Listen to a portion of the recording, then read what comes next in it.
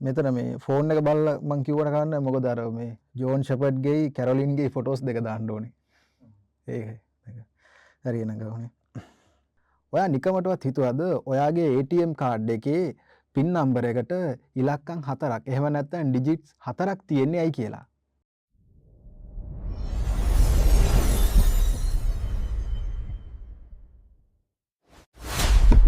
මේකේ කතාව ඔයාට විශ්වාස කරන්න බැරි දෙයක්.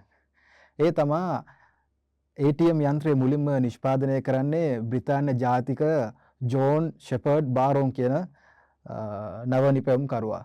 ඉතින් මෙයා එංගලන්තේ තමා මෙයා ඉපදෙන්නේ.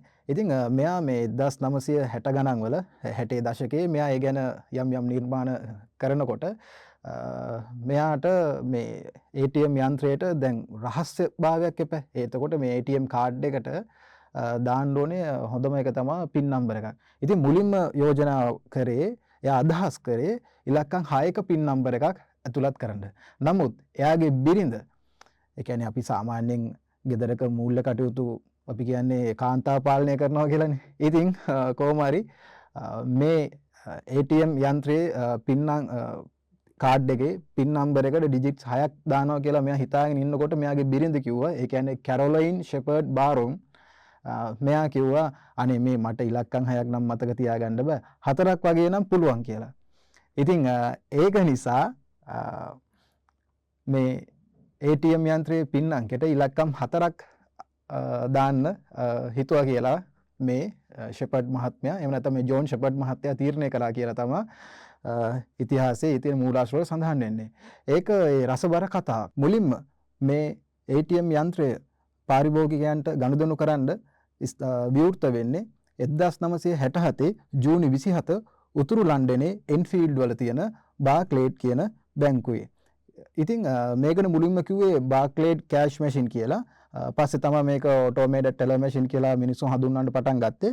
ඉතින් මේකෙන් මුලින්ම සමාරම්භක උත්සවයේ මුලින්ම ගනුදෙනු කරේ බ්‍රිතාන්‍යයේ විකට නළුවෙක් වන රෙග් වානි තමයි මුලින්ම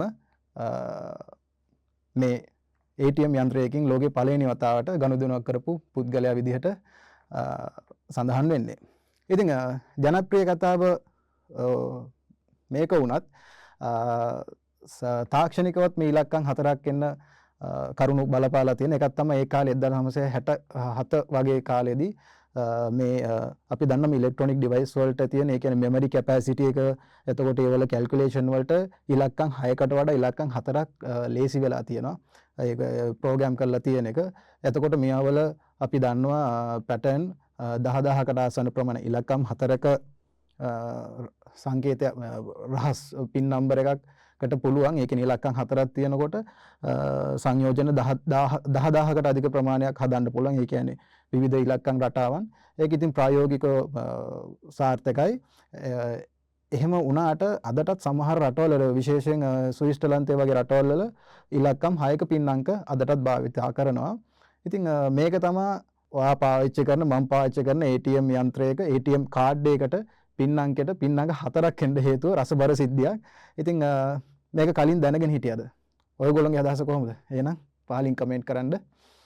එහෙනම් තවත් වීඩියෝ එකකින් හම්බ වෙමු.